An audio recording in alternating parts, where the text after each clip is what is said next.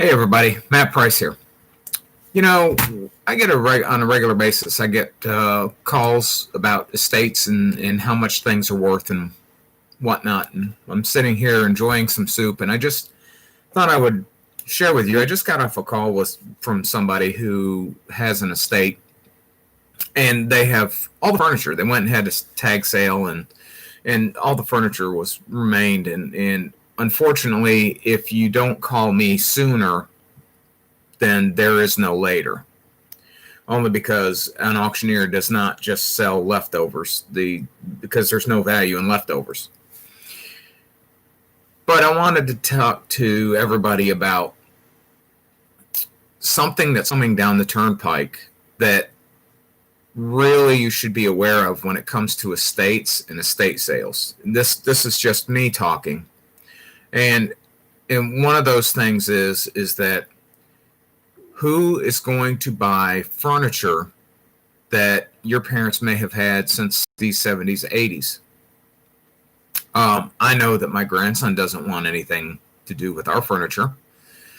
And when he has kids, I know that they're not going to want to do anything with their stuff. Probably the only thing that my grandson would want is my wireless routers, my servers, and stuff like that. But that being said, a lot of people will ask me, well, what will sell and how much is it worth? Well, the thing about it is that if you're selling estate property or estate sale property, there's one hard truth that you have to keep in mind. And that truth is that everything is only worth what somebody is willing to pay for it. And if they're not willing to pay for anything, it is not an indication of how bad the auctioneer is, or how bad the estate tag sale company is, or how bad that is, or anything like that. It's a mental thing in which you think that it should sell for X when the market is saying we don't want it. The polls are completely on the opposite sides of this. So you might be surprised by what someone wants to buy and what you should just throw away. In fact, we've recently had a person say, well, don't you think that this is worth something? No. Well, it's cut glass. There's no market for it. In fact, I told one of them, I told one person, it's like, well, what do you think about this? And it's like, well, that's great. I give it to my scouts for target practice, but that's about it, because it's not worth anything. So, for example, trying to wrap this up, because I know that you guys are at lunch or getting ready to wind down your day. That massive sectional sofa in your family room, and hell, it might even be an armoire the size of Kentucky that your dad paid $4,000 for, or it might even be a leather sectional sofa. When their kids were growing up, you might be lucky to get a few $100 for it. And after reducing the cost of moving it, and it probably makes better financial means to donate it. We had a case where somebody wanted, $600 for a $2,300 leather sofa, and he showed me the receipts and everything. And in my mind, is whenever somebody shows me the receipts, they're trying to justify it in their mind that they can get $500 for. And here's how I go to it. I have no connection to stuff. If I had to, I would bulldoze every single thing that I have just to minimize it down to one or two things. Okay? We can have a tag sale, and you can show me a receipt for $2,300. I will put a tag on it for $1,200, and then I will tape the receipt to it. But if that sofa is 5 years old, there's no way in hell it's going to be worth $2,300. Okay? If we put a tag on it for $1,200 and it doesn't sell either day of the estate sale, we'll discount it to 90% in order to get rid of it. So you do the math. If you discount it 90%, you're talking about $120, right? And if we do an online bidding platform with it and we get $250, you've set the reserve for $500. So I'm going to ask you, what are you going to do with the sofa that you set a $500 reserve for that I can't sell at an estate sale for $125 and I can't sell at auction for $250? And if I have to pick it up and move it, that's an expense. And no, it doesn't come out of my commission. It's an expense. You have to pay for it. So is junk removal. So is all the other stuff that you think you have. In fact, I went and picked out some of the more sellable items out of one estate. But I want to tell you that it was a hoarder situation. They went through the whole house and they have been throwing stuff away for 10 weeks. And they have thrown away 4.7 tons of junk. That's 4.7 tons of stuff that we bring into our houses. Now, it's not like that for every house, but you think about it. Furniture, everything. Bring it in the house, something's got to go. But today's sellers, boomers, their parents, millennials, built and furnished their homes, big families requiring lots of space. And today's buyers are millennial guys. My grandson's 27 years old. He's getting ready to buy his house. He doesn't want a sprawl. He wants probably something about 1,280 square feet where he can get up, walk to the end of the house and walk to the other end of the house and, not have to catch a train. Like these McMansions that everybody keeps saying that, well, they're popular. Well, no, they're not popular anymore. That's like the tiny house thing. It's like, well, we're going to buy a tiny house, so the bathroom is in the kitchen and the bedroom is on top of the washing machine. All of that is irrelevant because the market trends dictate what's going to be there and what's not going to be there. Well, people get stuck in a mindset and they don't go over that hump. So what they do is they're stuck in that mindset forever, not thinking that anything changes, right? So today's sellers, boomers and parents, built and furnished their houses and their McMansions, and they wanted to have 35 kids and all this other stuff. Today's buyers are mostly millennials and younger families who are just starting out. And, a $99,000 starter home in 2003 is now worth $200,000 now. And they want smaller houses, loft apartments, minimalist furniture. They're not interested in any pressboard stuff, any of that sawboard stuff that you get at any of the local retailers. They're just not interested in any of that stuff. Most of the times, they're interested in high-quality metal furniture, or they're interested in high-quality wood furniture like oak or something to that effect that they can turn around, stain or paint, and make it fit in with their decor in their home. They're not going to be interested in 1960s and 1970s upholstered sofas that nobody in their right mind would want, nobody in their left mind would want. So let me give you an idea of what sells today's.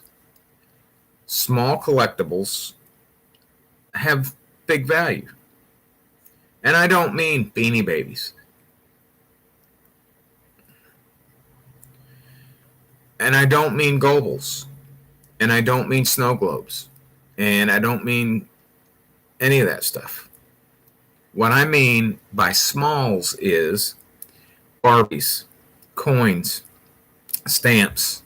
Stamps are not necessarily making a comeback, but they just don't sell. I sold what would 20 years ago be $400 worth of stamps for, I think it came up to $1.25. Trinidad and Tobago, a lot of countries that no longer exist, but the real estate still does.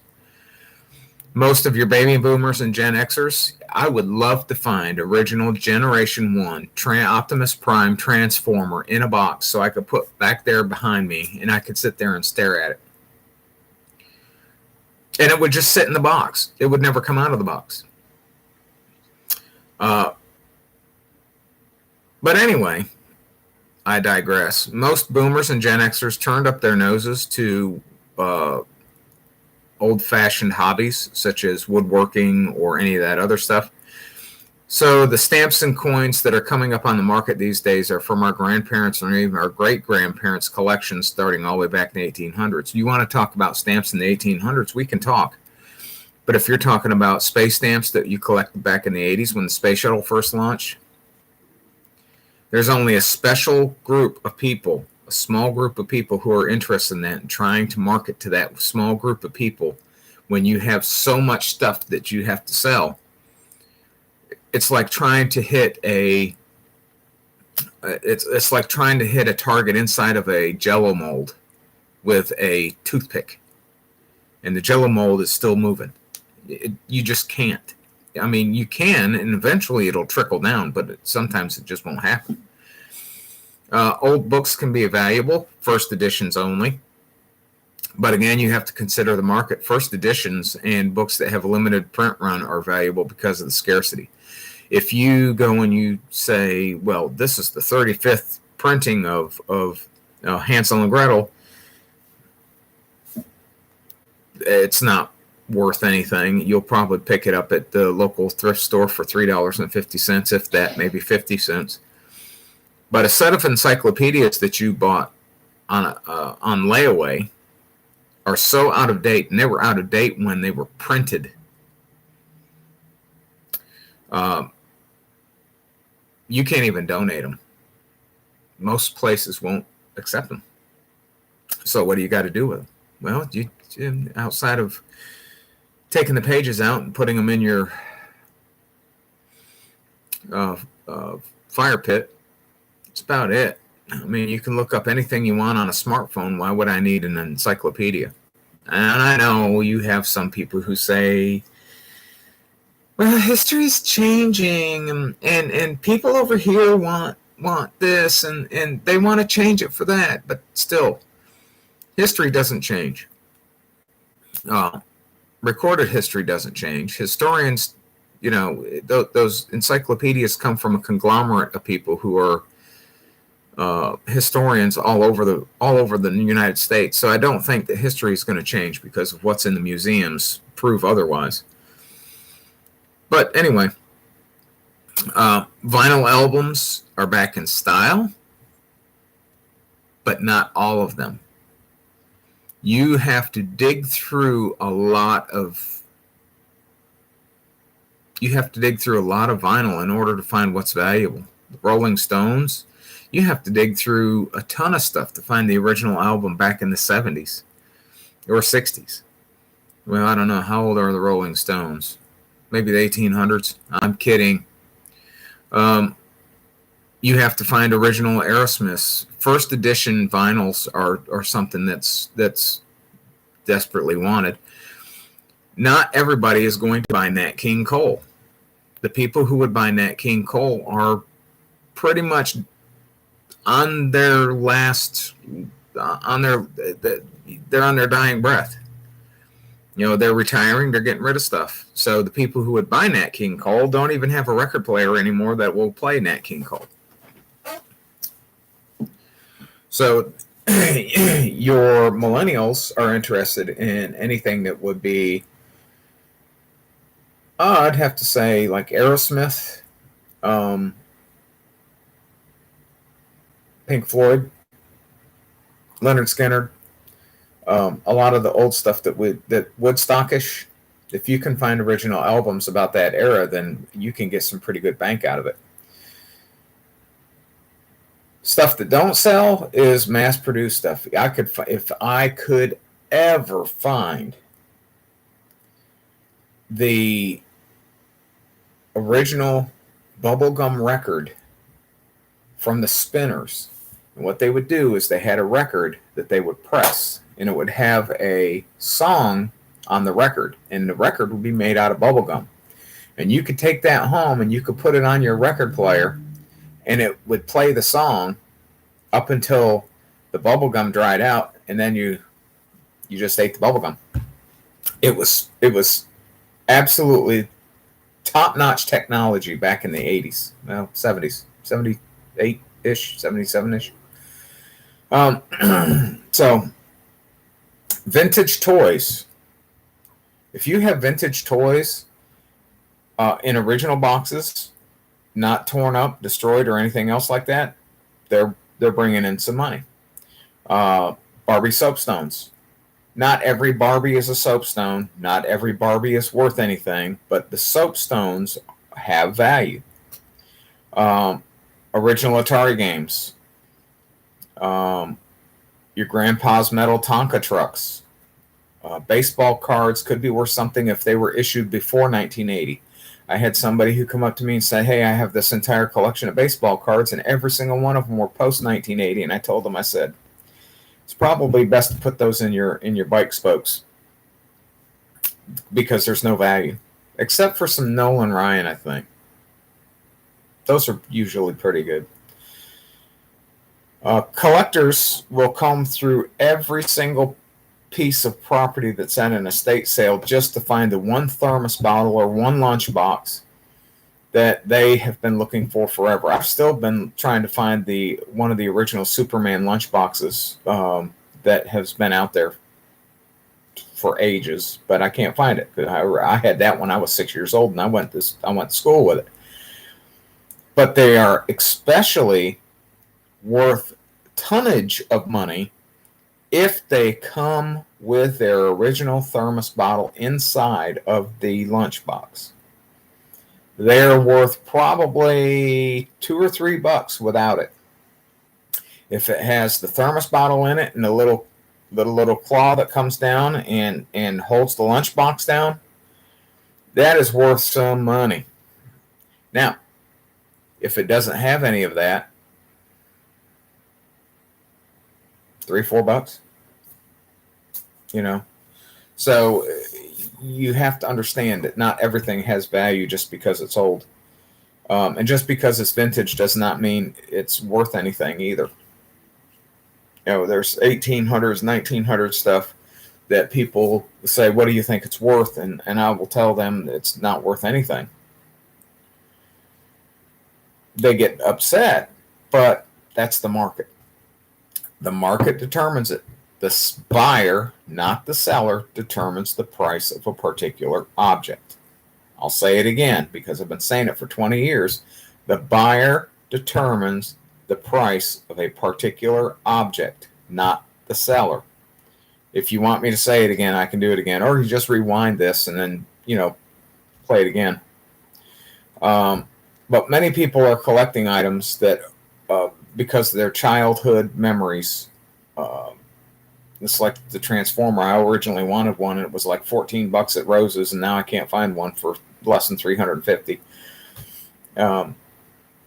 But people are collecting these items because it triggers childhood memories that makes them happy, and because they're increasingly rare, because that was the beginning of this stuff that we were getting imported from China. And of course, as it breaks and deteriorates and does all of its stuff, it goes right into the can. But a word to the rise, I'm going to tell you this right now. Franklin mint, Danbury mint, any other kind of mint, limited, anything that says limited collection isn't. I explained to somebody the other day that there was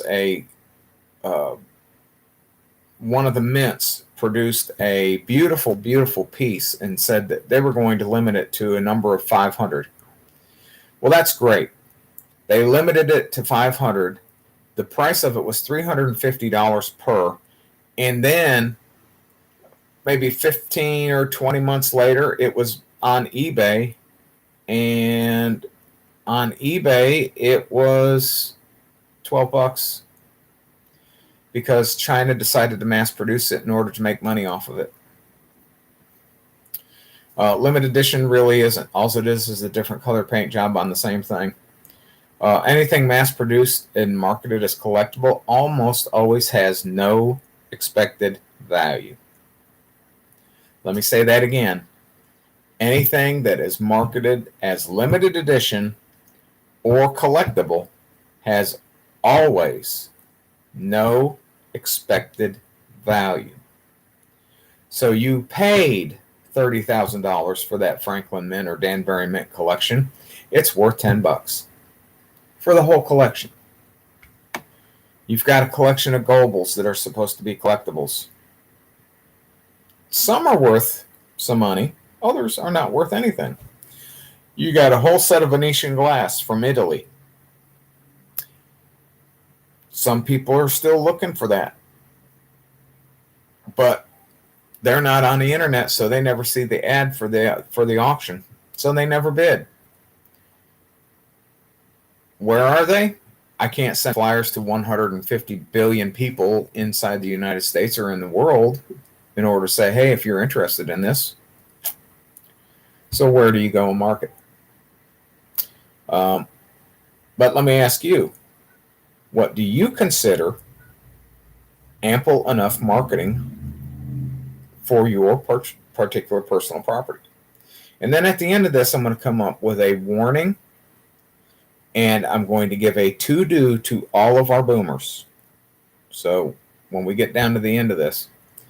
So finding the buyers for estate sale property is not as simple as everybody just says, well, just put an ad out in the newspaper, because most people don't read the newspaper anymore. They're all online. And what online venues are they on? Are they on Snapchat, TikTok, Facebook, WhatsApp, Twitter, Instagram, LinkedIn? I mean, that was just 7 off the top of my head, and there's over 450 different social networks out there. Websites, you name it. Craigslist, eBay. I mean, where do you go and you just say, look, there's no way that we can cover all of this because you don't have enough money in your estate to cover the marketing costs for where we have to market this stuff, right? And a lot of people don't get that. It's like, well, that should have came out of your commission. Well, no, marketing costs are not my commission. My commission is because I'm working for you as an employee, right? It's not a subjective thing where you just apply your commission to this. No, that doesn't work that way. Under the law, I'm technically a 1099 employee for you. You think about that. I make the money for you. You're supposed to be cutting me a 1099, technically. But that's not how that relationship works. That's not how that relationship works with real estate brokers. So the key to finding the most money for the collectibles, or what you have as far as personal property, is attracting the right buyers. While traditional estate sales are popular, the market's going to be limited to the number and type of people who come to the sale as far as an estate tag sale is concerned.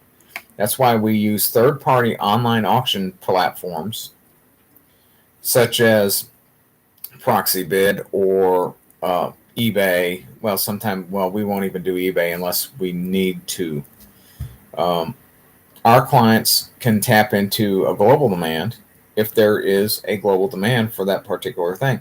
Do you realize if I sent a crew out to a automotive junkyard, they could pull engines out of a car and I could put them online and I can sell them like ginger snaps to a hungry person 24 hours a day, 7 days a week. And the only thing I have to do is put them in a container 6 deep and then put them on a ship and send them to wherever they want to go. But trying to sell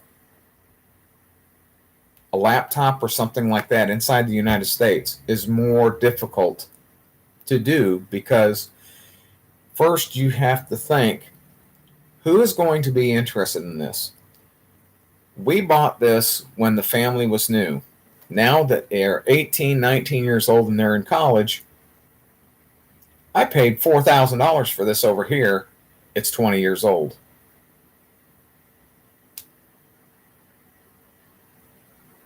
Everything depreciates. You buy a new car, it depreciates now $17,000 as soon as you drive it off the lot. So you have to understand, marketing items is the number one challenge that we have. And it doesn't matter if it's Facebook or anything else like that. We can put your stuff up on Facebook Marketplace with your phone number and you'll get 14,000 phone calls for it, but you won't get a decent buyer. That's one of the things that's a problem is that everybody thinks it's going to be that easy. And of course, auction houses we have minimum volume requirements for the sale of estate property, and that's because is the venues cost money. And if the venues cost money and you only have like 50 or 60 items, then they just sit out in the trailer until we have about 200 or 300 items. The auctioneer can make as much. We can take as much as 40 to 50%. In our experience though,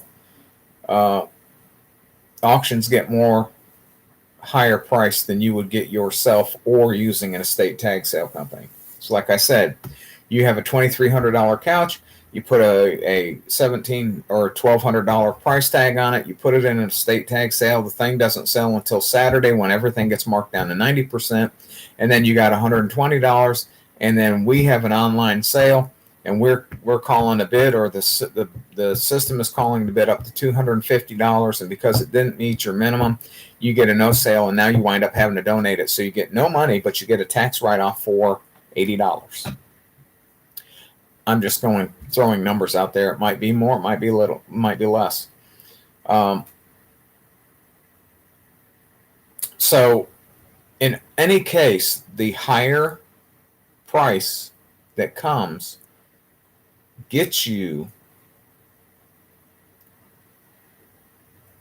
let me rephrase that. Auctions tend to get much higher prices than you would be able to get yourself. So the best is to pay the higher commission to sell the item. Right? And one of the things that we have either failed to communicate or we have had issues with in the past is people who have things up for auction and they call us up and they say, hey, we want to put a reserve on that particular item when it's in the middle of the bidding process or it already has bids on it, and there is no way under law that is allowable, because all of that has to be done beforehand. And by the way, I'll tell you here shortly my thoughts on putting a reserve on anything. So if you have enough merchandise to meet the auction house minimum, you're better at selling the more valuable items individually on eBay or Facebook Marketplace instead of lumping them into an estate sale.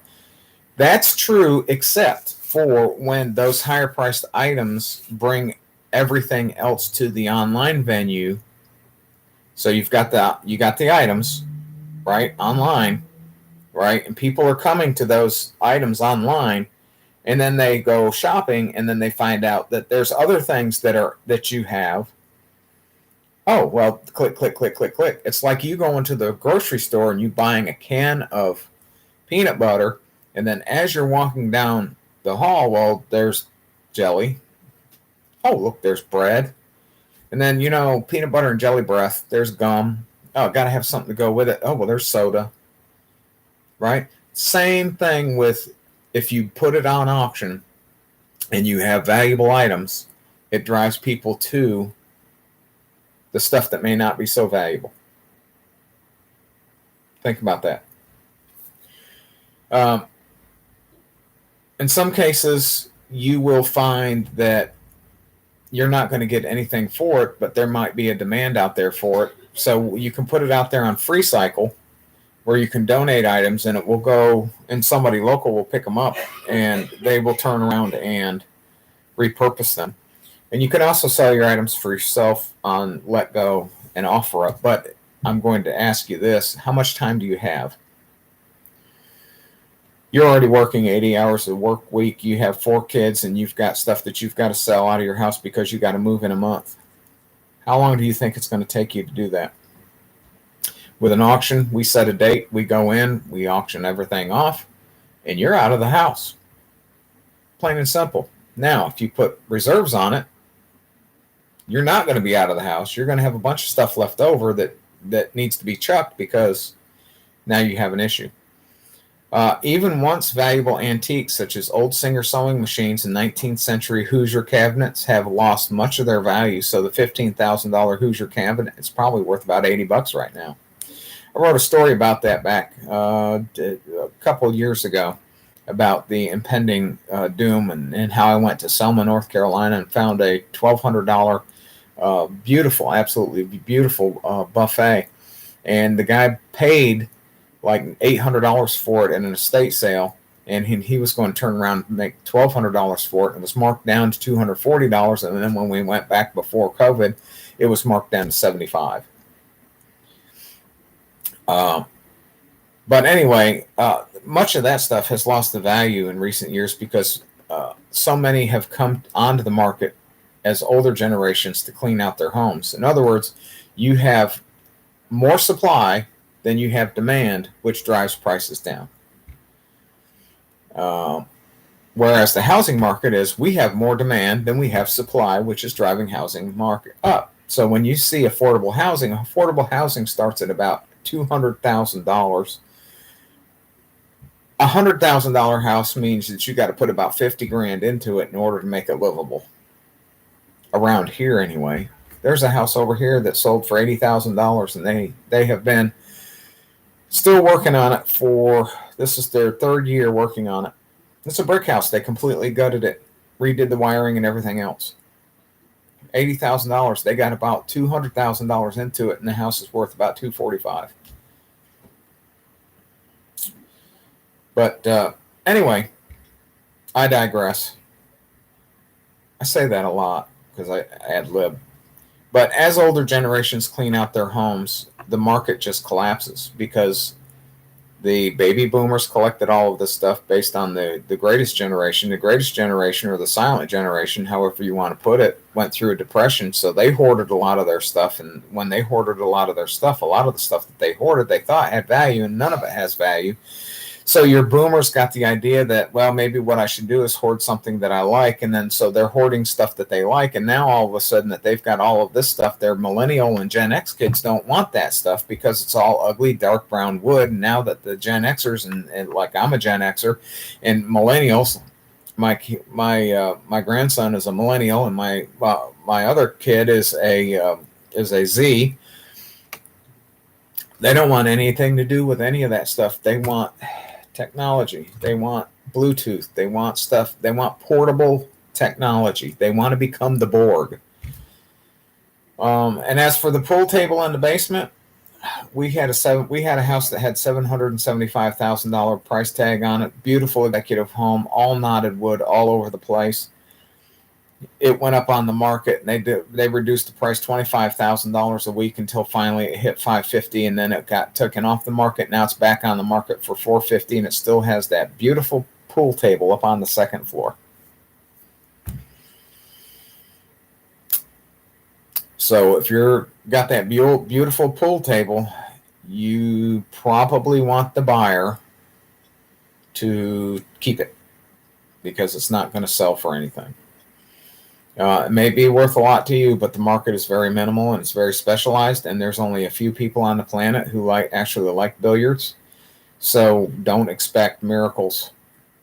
And it's not going to lift itself. It's going to cost probably about $600-700 to get it up and get it out of there. So it's more important. What's more important? You getting out of a house and leaving that there, or you spending all of your profit on doing the minimal stuff, on the maximal stuff. So here is the warning, because I've gone a little bit longer than I should. So here's the warning, folks. If you are a baby boomer and you are considering going into a retirement home or a retirement facility or taking it slow, or contact your family now. Tell them, I don't care if you do not like your son. I don't care if you do not like your daughter. I don't care if you don't like your cousins. Contact your family now and say, hey, you need to be at the house this weekend because I want you to walk through the house and tag anything that you may want. And then I want you to take it within the next month. Start downsizing now. Start giving the personal property away before you get to the point where you have to call me and I walk in and say, it's going to cost you about $3,000 and you're going to have to cut me a check in order to get it to move. Contact your family now. Have them come in. Have them tag everything that they want. Have them get it out of the property, and then have your estate sale. Don't call the estate sale company until after you already have them come in and get their stuff. Because what we do is we base our prices. It doesn't matter if it's an auctioneer or somebody else. We base all of our prices on what we see. And if you say, well, Johnny's going to get this and Susan's going to get that and this, that, and the other, our response to you is going to wind up being, you know what? Call me when they come and get their stuff, because basically you're wasting our time, because we're going through and we're saying, okay, we're adding everything in there that we think that we can get for a particular piece of property up as we're walking through. And when you're saying, well, that Susan wants this and Jackie wants that and Frank wants this and Ted wants this, we're like, call us when you have gotten everybody to get the stuff that they want out. Period. Plain simple. And then we'll be happy to come in and tell you what we can do for you and give you several different options. But the warning is start downsizing now if you have plans to go into a retirement facility or 55 and over facility or something to that effect. Start downsizing now. Second thing is understand that the stuff that you think is collectible and the stuff that you also have that you think is going to be your family's quote unquote retirement or inheritance is not worth squat. I have seen very, very, very many different things that everybody thought was collectible and was worth billions and trillions, and it's going to be worth, in 25 years it's going to be worth this. That's not the case. You should have put it in an IRA. You get more money back putting it in an IRA than putting in a little toy cars like a little Thunderbird back in the 80s. A little Franklin Mint Thunderbird. You spent $49.95 on the little Franklin Mint Thunderbird, and today it's worth $5, right? So, well, you took it out of the box, that's why. But anyway, if you would have put it into an individual retirement account or even a managed fund where you're getting 12% a year, you would have made more money than buying that crap. Don't mean to say crap. Buying that little itty bitty car thinking that it was going to increase in value. It's like I said before, anything that's limited edition Beanie Babies, that's great. They made 12 billion of them. Limited edition cars from Franklin Mint, Danbury Mint Collections, Goebbels, that's all fine. They made 12 billion of them. So the value of it is that they don't hold that much value. So you got the warning, you got the level set, and here's the thing. Auctioneers are going to be extremely, extremely busy. Not only are auctioneers going to be extremely busy, but estate tag sale companies are going to be extremely, extremely busy coming up. They're going to try to come in, go through, and get out so they can get to the next person.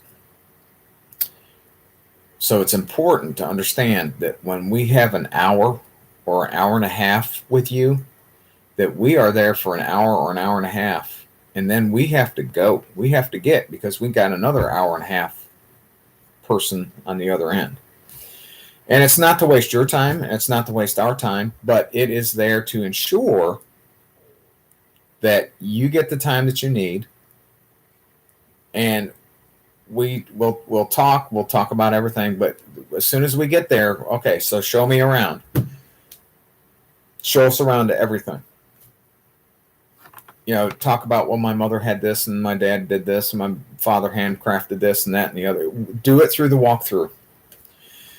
Make sure that everybody's gotten their stuff before they get to the walkthrough stage, so we can appropriately tell you what we think we can do for you.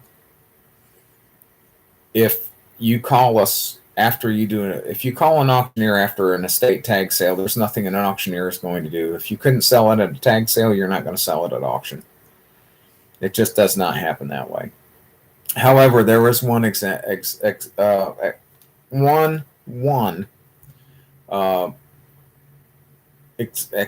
to that.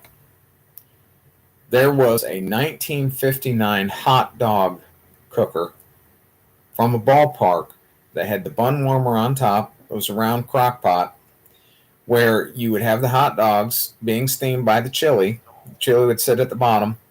The hot dogs would be steamed by the chili, and then the buns would be at top. That did not sell it at an estate tag sale that I was notified of. We picked it up and we put it up on online auction, and we picked it up for $5 at the tag sale because it was 95% off day. And it sold for a little bit more than $300. So you have to understand your market. Your local markets ain't going to spend $300 on something that a ballpark will, where that cooker came out of. And they're not going to come to your tag sale. So you have your tag sale, which is going to be highly localized. You have your auctioneer who does live bids that are going to be highly localized. But you also have your auctioneers that will put stuff on an online bidding venue in which anybody and anybody can go ahead and bid on it, and it drives prices up regularly. So anyway, folks, think about it. Like, share, get the little domey thingy. Whenever I decide to do this again, you'll get a notification. And if you ever need something, don't hesitate to give me a call. I will have my information somewhere. But anyway, I will see you on the next one.